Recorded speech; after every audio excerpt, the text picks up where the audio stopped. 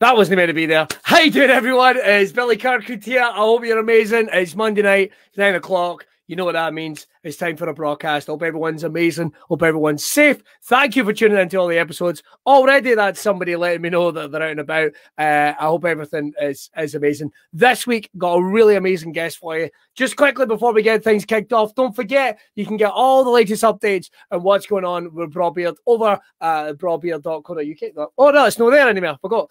Don't forget all the details are over at Broadbeard. You can check them out on social media and all the new products and stuff that John's got coming out. Absolutely amazing stuff.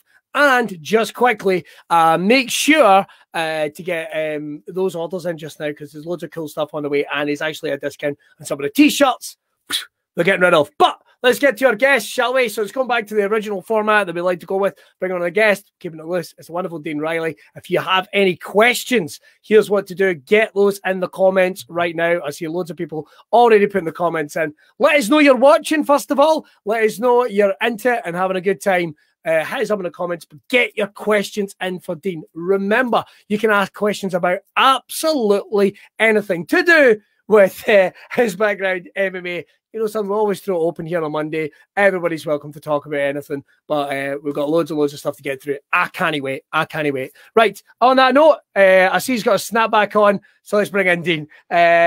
Dean, yes! Is that because I had the hat on? You thought you were feeling guilty, better get a bit of the branding in? I just forgot to put it on earlier. I picked it up and I was like, I'll put this on, and then we did the test thing, and I was like, oh fuck, I forgot to put my hat on. So yeah.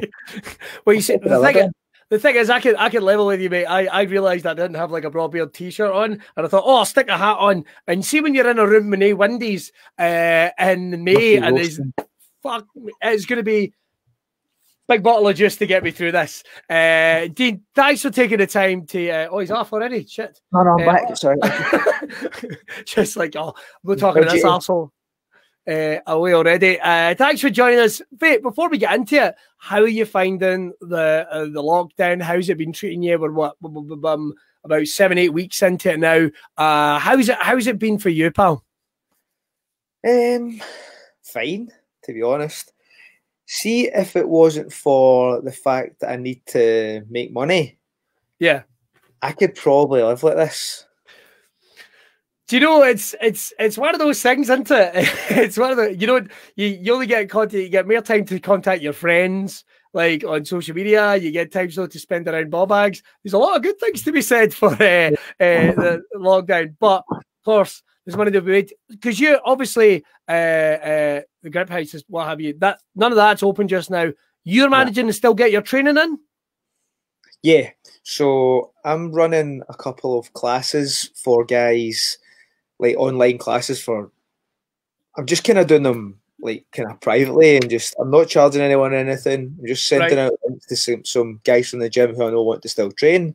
Yeah. So I'd originally set up in my flat,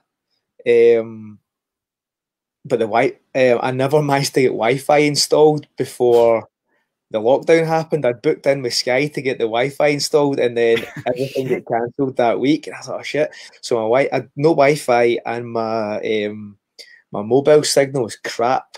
Oh no! So I couldn't even use like my phone as like a router or something like that. So I messaged Guy, because I've got keys for the gym, and I was like, do you mind if I run these classes out the gym, because you have Wi-Fi? That works in there. And he's like, yeah, of course. So like when I go and do those classes, I basically go and I get my own training. I'll go in early, get my own training in, and then I run a couple of classes from the gym. That's amazing. Yeah, and I've been going out. I've been like doing push-ups. I've relocated to my mum's actually, just to kind of keep her company a little bit. That's cool. And she's got a massive back garden, so it's a total sun trap as well. So I'll train in the garden, or there's a massive hill nearby, and I'll just go and run up the hill. But to be honest, like apart from I'm obviously not working anywhere near as much as I normally do.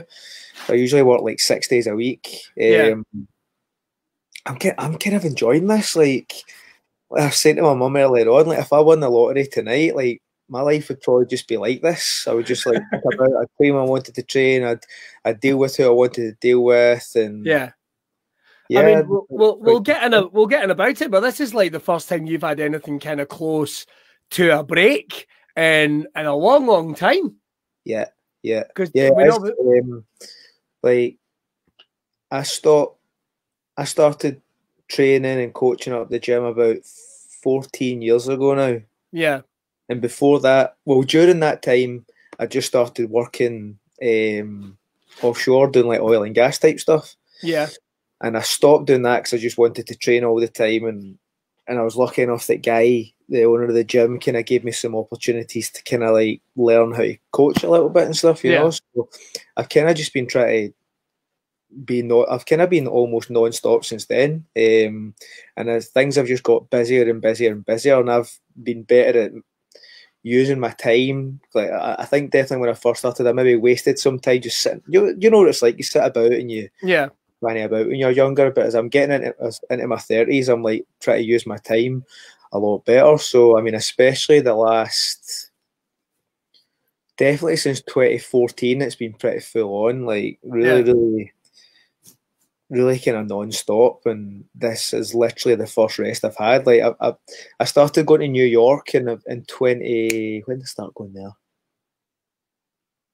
Maybe about 2012 was the first time I went to New York. Okay. But I go to New York for like 2 weeks at a time. But every time I go, I'm not going to like chill out and look about. I'm going to train for 2 weeks. I've got really good friends over there now, and I go and I train probably harder over there than I do when I'm back here, because I don't have to worry about like resting for coaching or anything like that. So this literally is like the first rest I've had since 2014, and probably from before that as well, to be honest. Well, we've got to kick things off. Loads of questions coming in. We're going to get to them all in a good wee while. One thing. Before we start, I just wanted to say massive shout out and congratulations to Mr. and Mrs. Braw Beard Oils, Elaine and John, on the birth of their son. I'm super happy to hear that. I saw Elaine at the championships and she was absolutely glowing, and I'm really happy, really happy for them. So I just wanted to congratulate both of them on their new arrival. Amazing. I've only had a couple of chances to get to speak to you, and they're absolutely buzzing. And wee Danny is a belter, an absolute belter. It's such a Scottish experience, because I was explaining to somebody that he'd had a kid, but they're American, and I went, absolute belter, this kid, and they're like, is that a good thing? Yeah, it's a good thing. It's a good thing. Exactly, man. So we got to start at the beginning for me, because obviously, where did you find you grew up? Where was childhood for yourself, Dean? Where's it you grew up originally? Well, I kind of moved about a little bit last couple of times. So when I was pretty young, I stayed up in like Summerston when I was like maybe 4 or 5, and then moved to Livingston, and then my mum and my dad separated, and my mum moved to a place called Drumchapel, which is a bit of a shithole.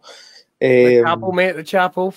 The bit we stayed in was really nice, actually. It was really quiet, and it was all right. A few scraps and stuff, but nothing major. And then I used to spend a lot of time in Clydebank because my gran stayed here. Right. So kind of been run about, like my gran stayed 5 minutes from where my mum's house is now. Aye. So I've kind of been about this area like a long time. That's crazy, because I'm in Clydebank every day. Really? I'm a Radio Clyde. I do a breakfast radio show from Radio Clyde each and every day, mate. Each and every day. Oh, that's funny. It's weird because Clydebank's so quiet just now. It's like brilliant. it's there's nobody there, and when you see somebody, do you know Kilberry Road? The station's on Kilberry Road. Yeah. So do you know the hill? That's what I've been doing, hill sprints up. I've been running up that hill. Fuck that. Excuse my language, but I'm going to say it. Fuck that. I remember about 2 or 3 years ago, there was, you might remember this, your grand's in the area, there was the big cold snap, and Clydebank was like Mount Everest. It was just snow everywhere, and I got stuck in the hotel that's right at the top of that hill. They went, we'll put you in a hotel to keep you safe. No, the Radnor. It's like what's the one? It's next to the funeral. It's next to the graveyard. I can never remember the fucking place's name. But but everyone says it's a shithole. Everyone says it's a shit. So you're up right up Kilbowie till you get to the roundabout that's going to take you along. Is the it what? The Titan. Is it that one? No, it's not. It's the other one. I know roughly where you are, though. Aye. So I did have to stay there, and I had to do a 2-mile hike every morning just to get into Radio Clyde. I couldn't get to Clydebank at that point. I was I had to stay at a friend's. I went into the gym one day, and then the snow hit. My car got snowed in at the gym, and I couldn't get home.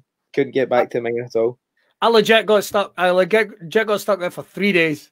3 days I got stuck there, man. And I've got none against the good people that got it. See the Asda, those people were angels because they looked after us every single day. Right, so I've got to start with that. So where was the sort of influences like? Because there's always a point in a kid's life where they go, I'm into athletics, or I enjoy sports, and I'm looking to take that step. Another, someone just nailed it. The West Park Hotel. That's the hotel that I was in. Lovely folk, but they shut the kitchens. They shut the kitchens, and a guy called me a lassie. That's all I can remember. That's all I can remember. I didn't have the beard or nothing, and I'm sitting cross-legged talking to my pal that's on the show, who is a woman in all fairness, and he go, all right, girls. The guy was so pissed. Great night. So where did this sort of move into? I'm going to get into athleticism. Not necessarily fighting yet, but where does that sort of come from in your life? Are you into football? Are you into rugby? Well, where does that come from? When I was a kid, it was just kids from the west of Scotland. You know what I mean? You play football. Just that. Play football. That's kind of my overriding memory of a kid. It was just going out to play football. Sunday morning, going around with my mate James at 10 o'clock. James going out to play football? No, I'll just stand in the street and I'll kick the ball off this curb for 2 hours. Just play football all the time. In the area that I stayed in, we just used to play football all the time. There was a grass pitch, an ash pitch. We used to play football on that all the time. And then once the boys round there kind of got into their early teens, they kind of started to get a little bit more bammy, if that's a Scottish word. I think that's a perfect description. I think that's a lot more bammy. We dicks. And I was like, I'm not really liking this vibe. Do you know what I mean? They were just just starting to hang about the streets a bit more and kicking in old guys' fences. And I'm like, that's not, I'm not interested in that. I just want to play football. Do you know what I mean? Aye. I don't care. So I always just played football. My mum wouldn't let me support Celtic. This is funny, actually. My mum wouldn't let me support Celtic or Rangers growing up, right? Right. So her reason being so that I wouldn't get into fights. Well, that worked out well. That worked out pretty well. Yeah, but I can totally get it because I grew up in Ayrshire, particularly in the hub of where there's the battle, my dad brought me up liking rugby. Do you know what I mean? Because his idea was, rugby, he's not going to get into problems with rugby. You get the shit kicked out when you play rugby, Dean. You get the absolute shit kicked out of you. But no, man. Honestly, I could have had a career if I'd been any good.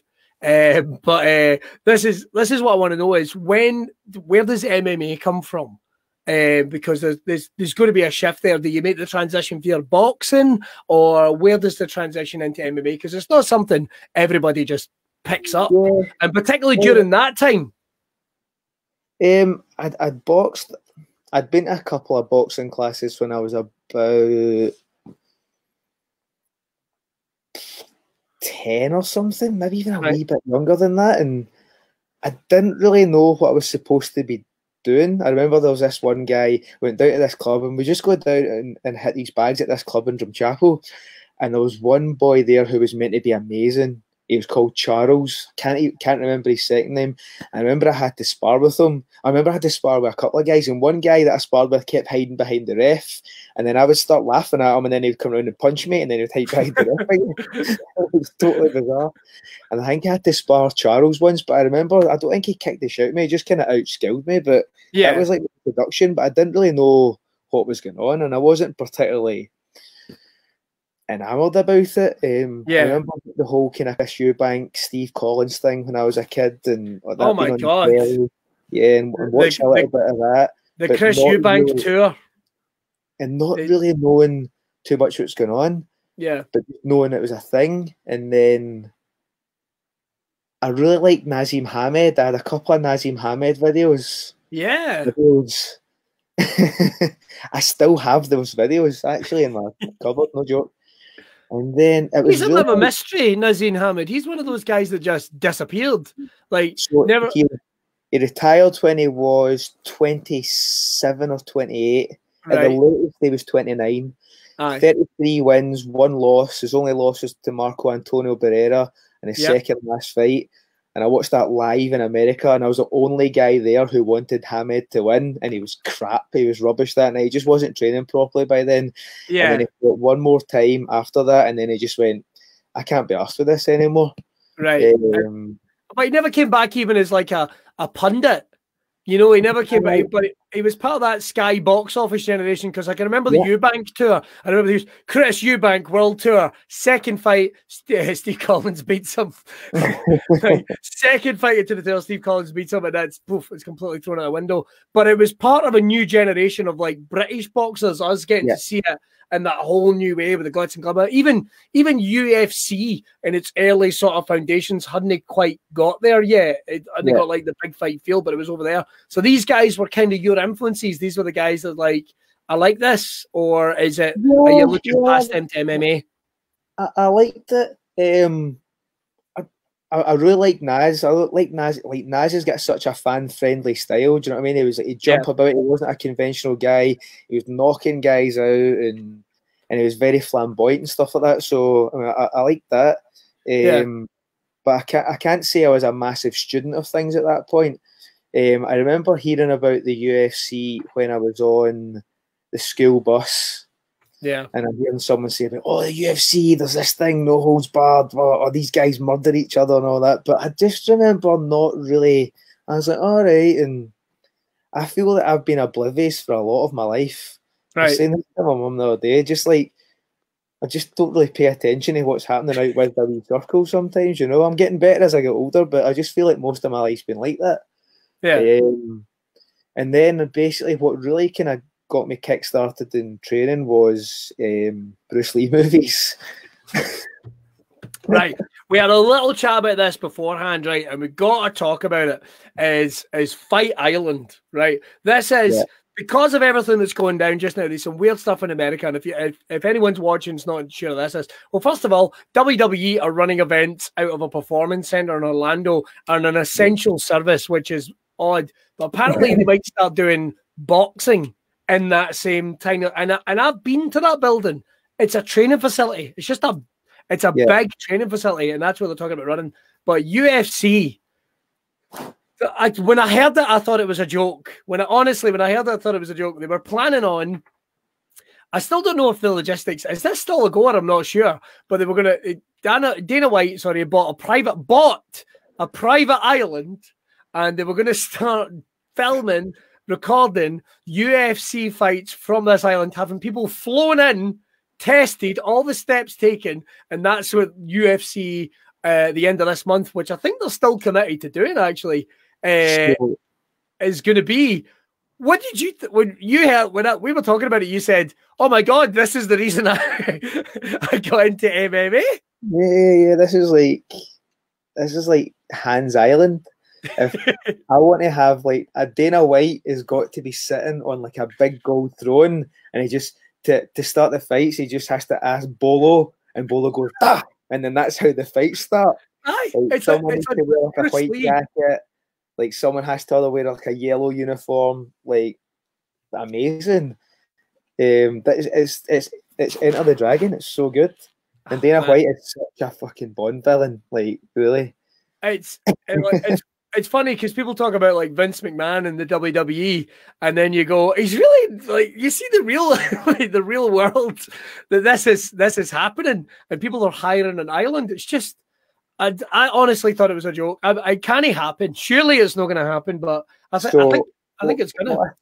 What I think is going to happen, right? Well, what seems to be happening is that running at events in Florida, So I don't know if there's an actual Fight Island. There's an analyst called Jack Slack who's really funny, and he was like, "What if Fight Island is just Florida?" I think that might be it, because I think they're running events in, is it Jacksonville or something like that? Jacksonville, yeah. Which sounds like the most hillbilly place in the world. We bet. So sorry if there's anybody watching in Jacksonville, but prove me wrong. That's all I'm going to say. I think that seems to be what they're doing. Oh, man, I just think it's wild. I just think, listen, we've got Aaron. Do you know, Dana, if you're out there, we've got Aaron. It's perfectly safe. We've got Dean here. He could be a pundit. We don't like Joe Rogan doesn't need to make the trip. I'm into it. We've got a commentary team just here. We're ready. We're ready to rock. We're ready to go. Right. So how do we get into MMA? Well, I've heard like the flirtations with boxing, but how do we make that transition to MMA? Because it's not the route. Like, even around about that period, would this be like the late 90s, early 2000s we're looking at when you're making this transition? Would that be about right time? I started training in 1999, I think. Right. That sounds about right. And I was doing like traditional martial arts, like doing like kung fu and stuff like that, because that's what Bruce Lee did, and that's what I wanted to do. I tried to find a jiu-jitsu class because I saw an advert for it, and then the day I went down for it, it must have been cancelled, and there was no one there. There was no one there, so I didn't do anything. So I was doing like I tried a couple of different places, and I found this place that a friend of mine, Robin, trained. Right. And then it turned out that there was a guy there called Mark Coyle, and Mark Coyle still referees some of the MMA shows to this day. Wow. And Mark had boxing experience. Mark had done some grappling, and Mark had like the first MMA fights that I ever saw either on video or in person. Right. So Mark was like a big influence, and I was like, "Oh, that's cool. I want to do that."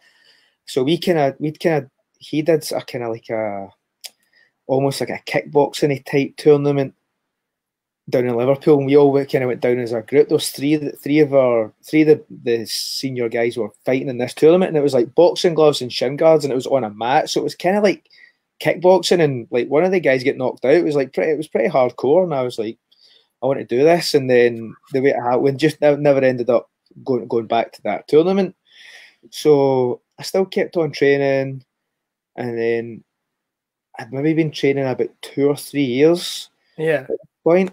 And I remember I was walking down Queen Street one day. Where was I going? I was maybe going to Cult Clothing. That was maybe where I was going. Cult Clothing, man. That was an awesome place. What was the place that was across the road, actually?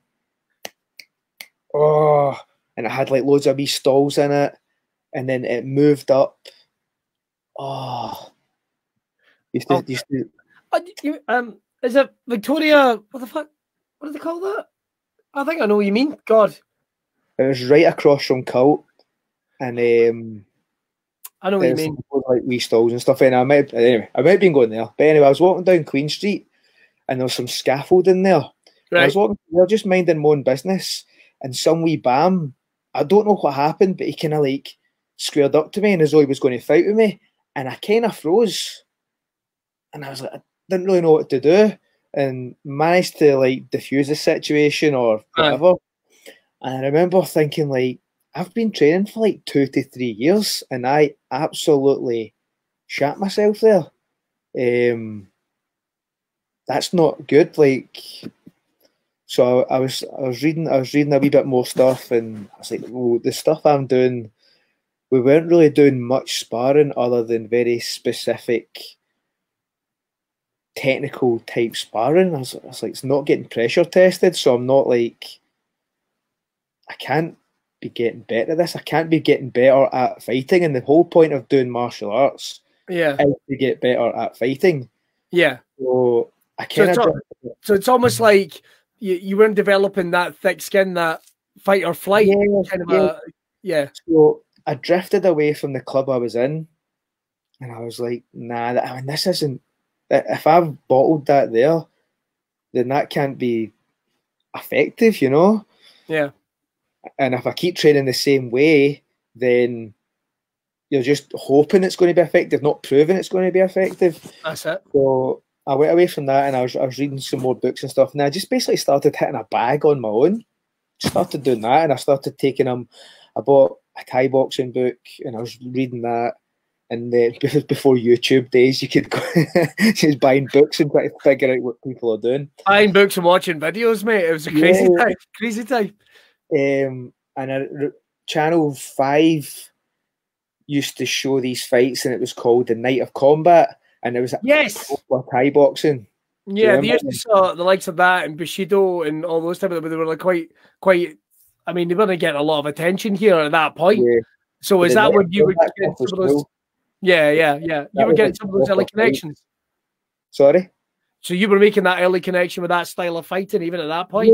Yeah, I was like, well, that's quite cool. So basically what I would do was I would watch things like that, and then I would go to the Healthland gym on Bath Street, and they had a bag, and I would just beat the bag to death. I would just like try and make my technique as good as I felt as though I could make it, like keeping my guard up and all that stuff. And I didn't know, but they actually ran a Thai boxing class in there, and I actually didn't find that out till years later.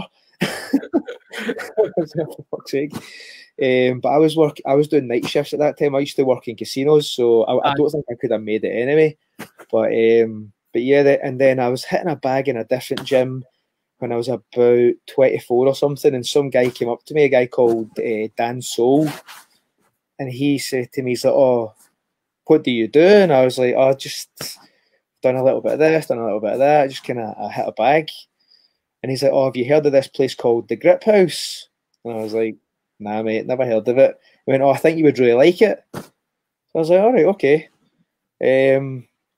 So it's like I don't think I could really find anything on the internet, but I ended up somehow finding where they had a unit in Mary Hill behind where the McDonald's is. Yes. I went up there one Sunday with a friend of mine, Mark, different Mark, and I did like a jiu-jitsu session with Big Gaz, and I think Bam Bam was there. And then after, like, "Oh yeah, we don't have any classes today, it's a Sunday. All the classes are like Monday to Friday and all that." And at the time I was doing a different job, so again, I had no time to do anything. Right. But I did that little session with Gaz, and then I was like, "Do you mind if I hit the bag that's there?" Yeah. And he was like, "Aye, on you go." So I just went batshit crazy on a bag for like half an hour. And then I went away for a couple of months, and then eventually went back to the Grip House when it's in its now current location. Yeah. And I've kind of been there ever since. And one of the guys that I met on that first day, Bam Bam, he remembered me. And once I got friendly with him, he was like, "I remember when you came in and did that first session." He's like, "You just went tonto in the bag for like half an hour." I was like, "That guy's mental."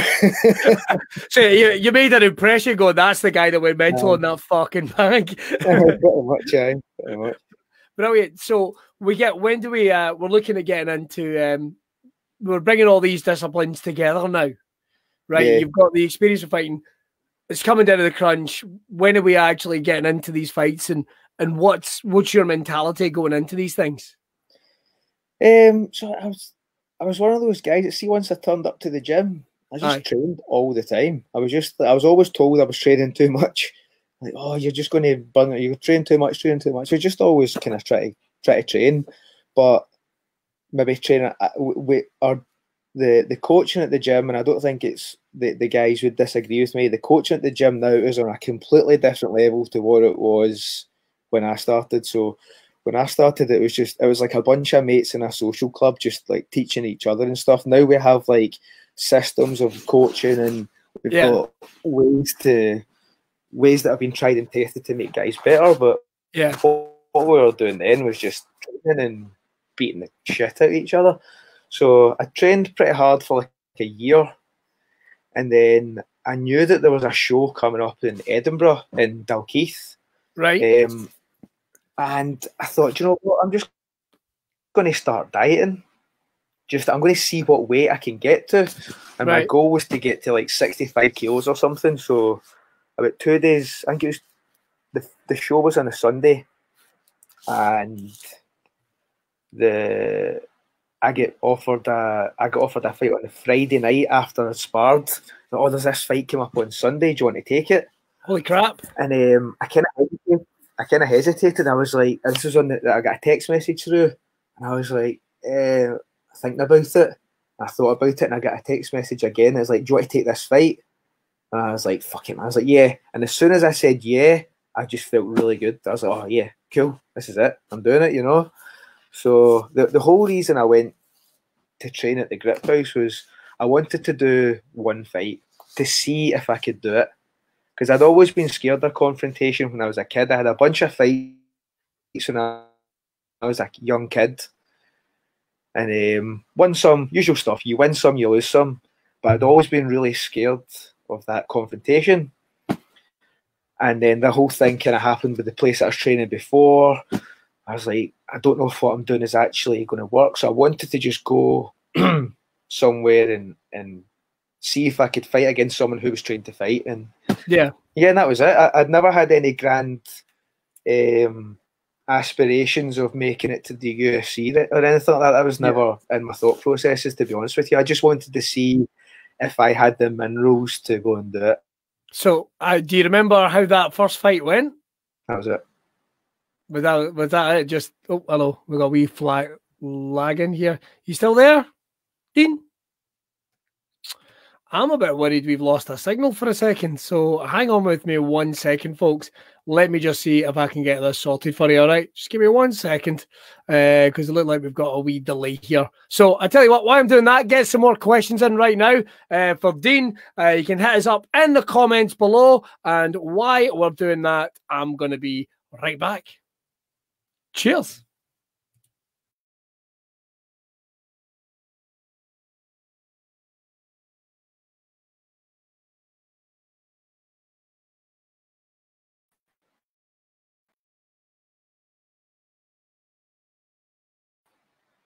And we're back. There we go. There we go. Just did a wee refresh there. Oh, he's away.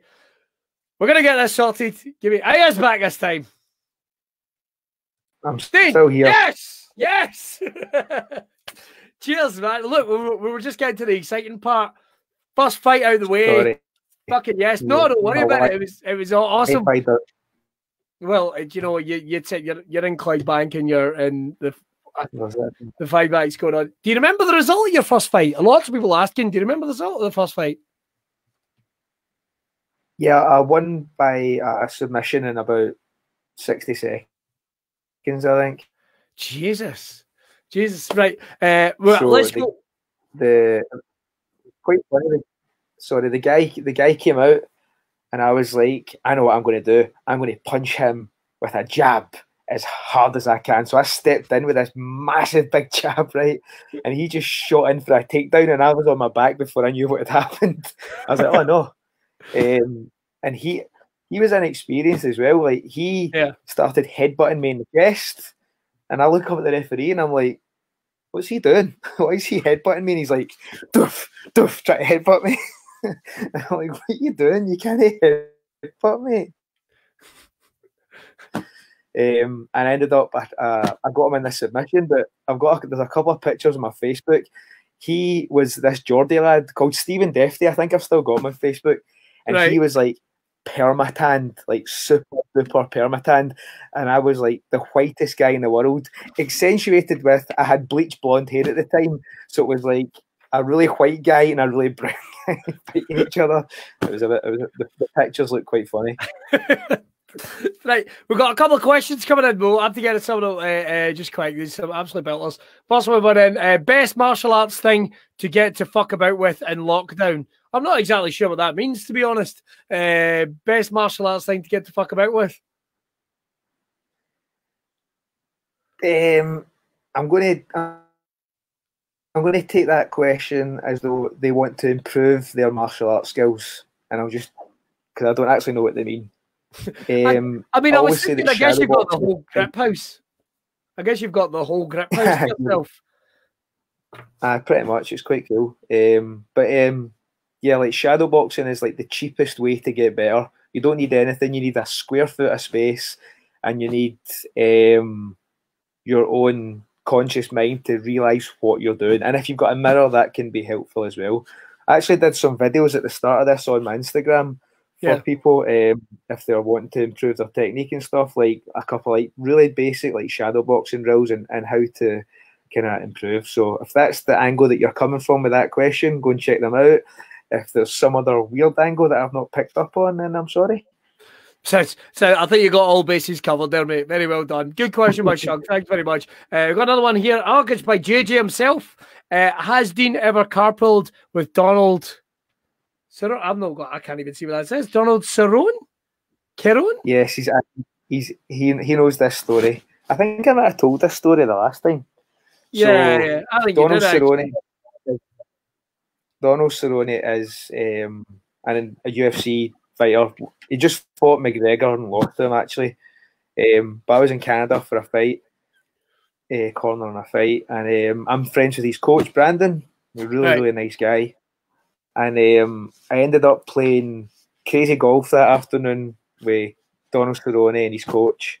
And then that night, he saw me and my mate Mark because we kind of missed the bus. And he's like, "Do you want a lift?" And gave me and Mark a lift to the fights. And he's driving this Dodge car, wearing a cowboy hat no less, eating a packet of Nerds and roaring down the motorway at about 120 mile an hour. Like that. It was brilliant. So, did you say he was eating a packet of Nerds? Yes. Fucking legend. That's amazing. Sorry. Got another one here for you. This is it's just a comment, really. Lindsay Houston, saying you're one of the funniest guys he's had a pleasure meeting, plus hard as arm wrestle for a $5. Maybe we could do that at the next championships, mate. Have you seen the size of the pipes on that man?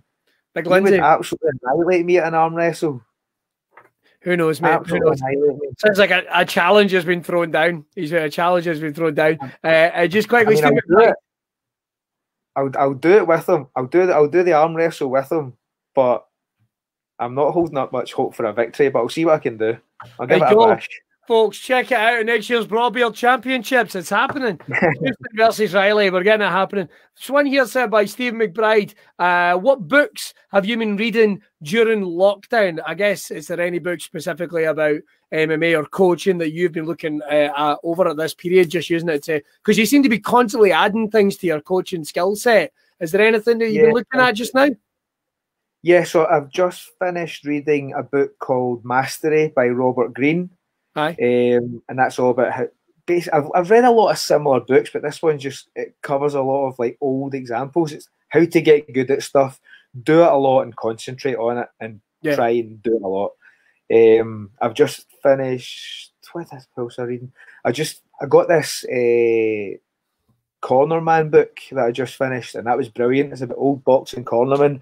There's actually a really funny story behind this book.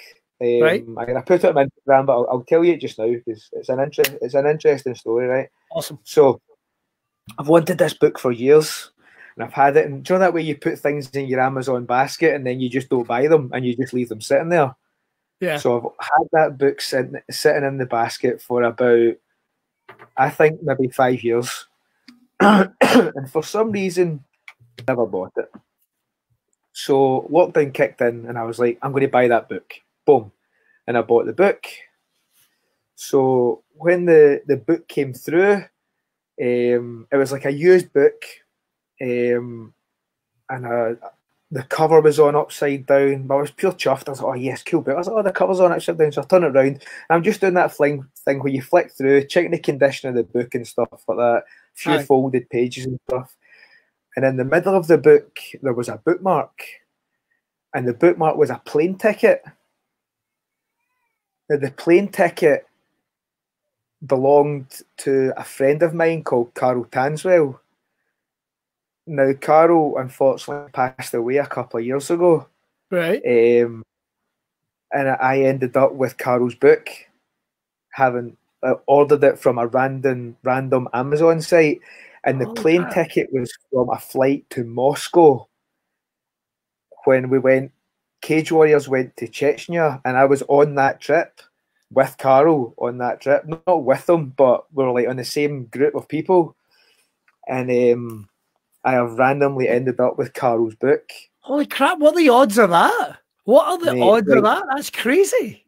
That's the short version. Go and watch my Instagram version of that story, man, because I've gone into a bit more detail. But like, see when I got that book, when I opened it, I got a book here.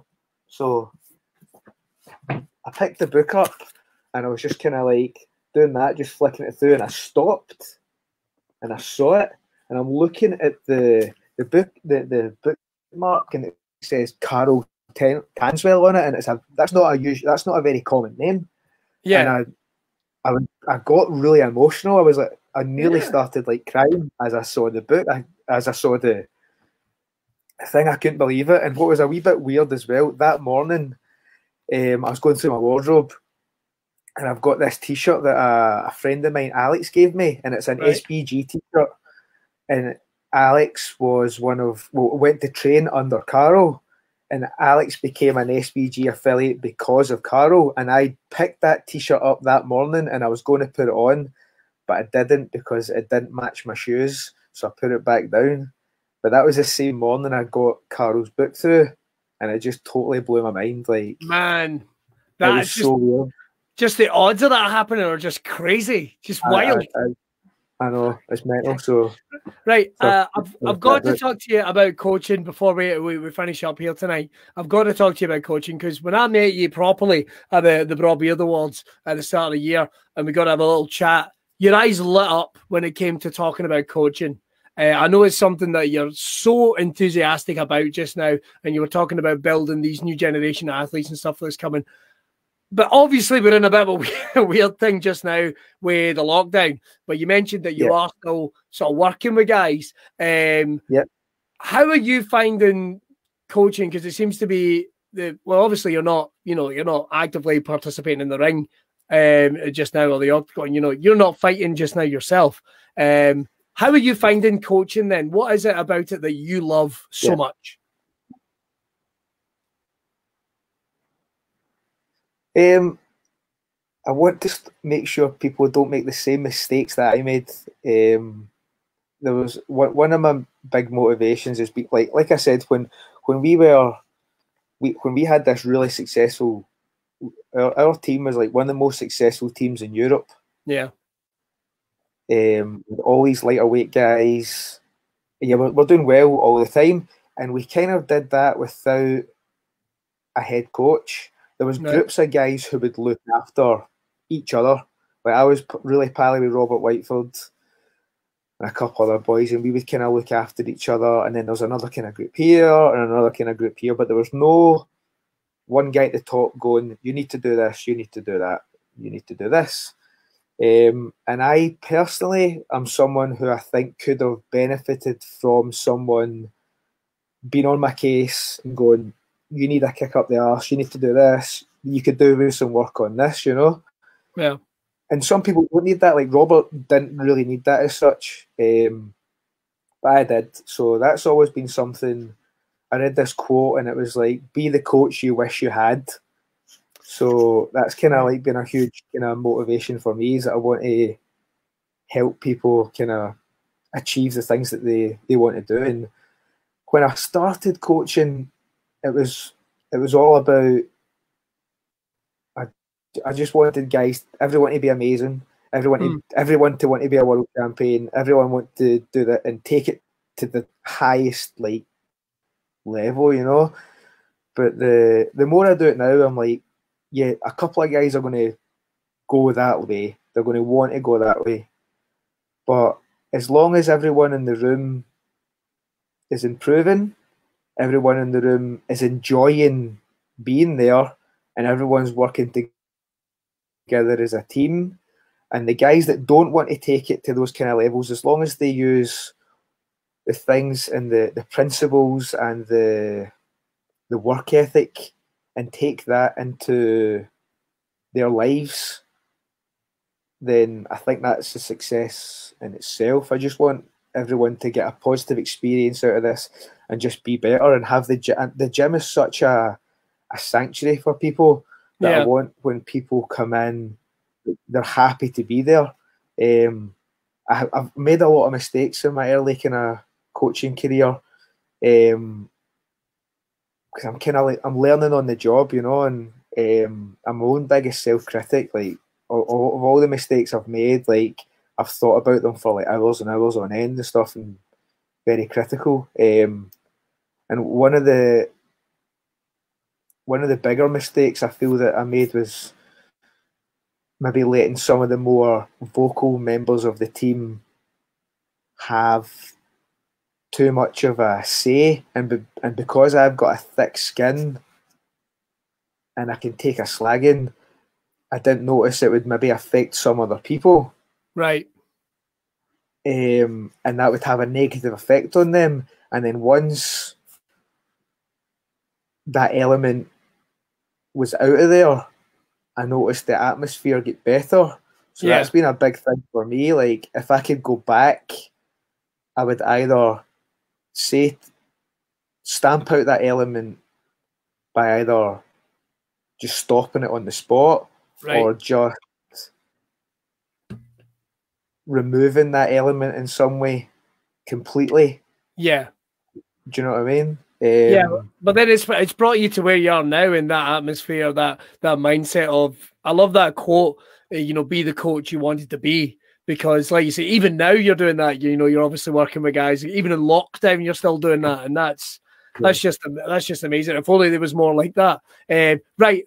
I could talk to you all night, Dean, but it's a Monday night and we're going to need to let you get on with your night. And I'm sure your mum's going to be raging. You're eating up the Wi-Fi. Sorry, your gran, I should say. Eating up the Wi-Fi. Very quickly, I've got to do this.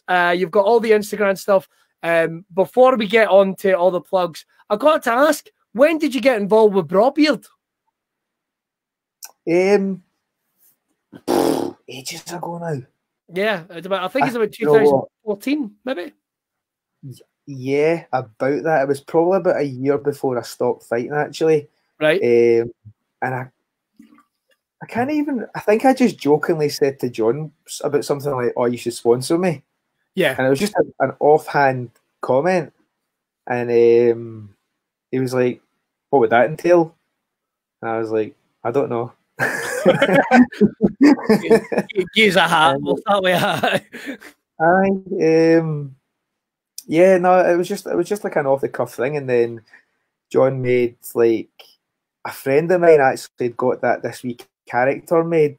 I don't know why, he just did, and he sent it to me from this artist in America called Tim Kuhn, who does the Mrs. the Braw Beard, the Mrs. one. He did that as well. Yeah. And then John just said, "Do you mind if I put that on the Wolver bottle?" And I was like, "Yeah, that sounds amazing."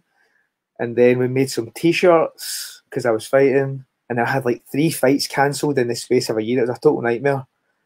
And then he asked me if I would stick my mug on the Thrilla and Vanilla, and I was like, "Yeah, sure." Like, I was just all kind of accidental stuff, Like, I've always appreciated what John's doing. I think it's really cool. He's built up a community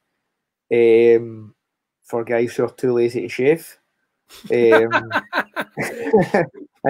he's got all the guys, like when I've been to the championship stuff, all the guys are just so like nice. They're just everyone's just nice, and they're just genuine people united by this kind of one thing. And John's kind of really been one of the kind of, as far as I can tell, been one of the kind of the pioneers of that, like he must have been like one of the first companies to really kind of do this kind of stuff to this level. Obviously there's a few more now that have kind of sprung up in his wake, but as far as I can tell, that he was one of the kind of first ones to do it. And he listens to his customer base, and he's always trying to like do cool stuff for them and do what he can. And his products get better and better and better every time new ones come out. Like, the difference between the first hat John ever gave me and this one is ridiculous.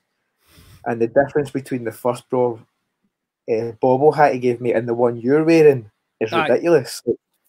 The quality just keeps going up and up and up, and that's absolutely brilliant. It's so good. I love this hat, but I won't lie to you, I am regretting wearing it in this cupboard / studio. This used to be a lot cooler in here than I put this soundproofer in. It's like a fucking oven. Right. I've got to get a couple of questions because we've had a couple of very specific ones sent in.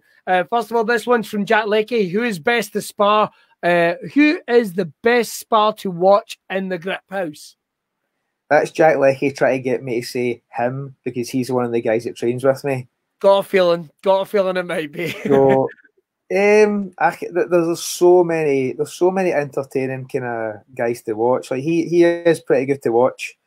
I like watching myself beat Jack up personally, and I'm looking forward to seeing him back in the gym when I get back, so I can give him a wee kick and a wee punch. Well, but yeah, there's so many good guys to watch at different times. We had one kid called Ellis start jumping off the wall like Anthony Pettis just before we stopped. And I was like, he did it 3 times in one round. So I just started calling him Showtime Ellis. So that's now his nickname in the group chat is Showtime Ellis. So that's a cool at different times. That's a cool name, Showtime Ellis. As someone that comes from a wrestling background, I like that. we got another one sent in here. This is by Nick Lawrence Downs. Who has the best hair on the Grips MMA team, and why is it me? Fridge has the worst hair.